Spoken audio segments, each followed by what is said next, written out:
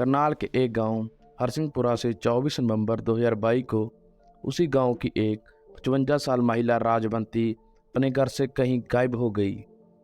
Police अब राजबंती की गुमशुदगी के मामले की जांच कर रही थी, लेकिन उनका कुछ भी पता नहीं चल रहा था। वो अपने घर में किसी को बताए बगैर कहीं चली गई थी।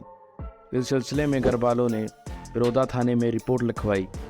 महिला की दिमागी हालत ठीक थी, किसी से कोई शिकायत परेशानी नहीं थी।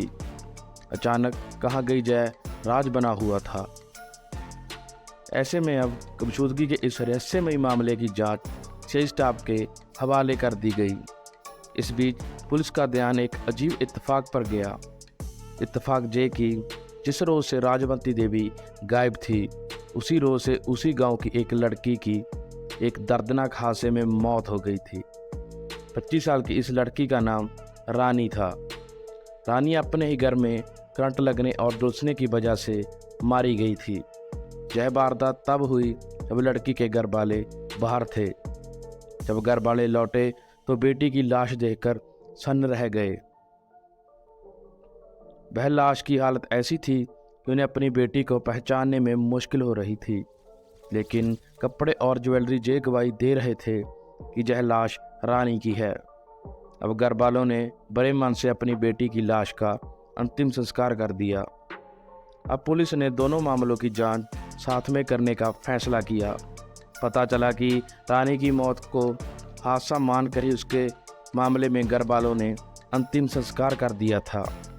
उसकी मौत की कोई जांच नहीं हुई थी। ऐसे में सीआई स्टाफ ने रानी की मौत के बारे में पता करना शुरू कर दिया। रानी की मौत के बाद पुलिस ने उसके सोशल मीडिया अकाउंट्स की पड़ताल की और इस कोशिश में उन्हें एक चौंकाने वाली बात का पता चला। उसका सोशल मीडिया अकाउंट एक्टिव था और लोकेशन उत्तर प्रदेश के शामली में दिखा रहा था। अब सीआई स्टाफ की टीम करनाल पहुंची और उसने सीधे उस जगह पर दबिश दी जहां का लोकेशन शो हो रहा था। पुलिस को तो शक था ही, और शक सही भी निकला। वहां रानी मिल गई। वो रानी जो 4 महीने पहले अपने ही घर में शॉर्ट सर्किट करंट और जलने से मारी गई थी। जाहिर है कि रानी जिंदा थी। तो फिर सवाल है, मरी कौन थी? जवाब है, मरी थी रानी के गांव में रहने वाली 55 साल की महिला राजबंती देवी। पुलिस के शिकंजे में आई रानी ने बताया कि उसका शामली के एक लड़के के साथ फेसबुक पर अफेयर था, लेकिन घर वाले इस रिश्ते के लिए राजी नहीं थे।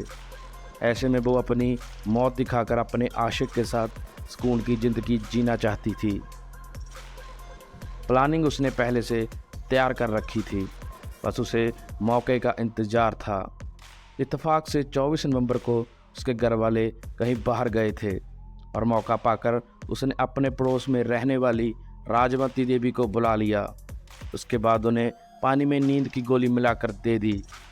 राजबंती गोली खाने की वजह से बेहोश हो गई तो पहले उसने राजबंती का गला घोटा, फिर करंट लगाया और फिर अपने कपड़े पहनाकर आखिरकार उसकी लाश को जला दिया ताकि उसकी पहचान ना हो सके।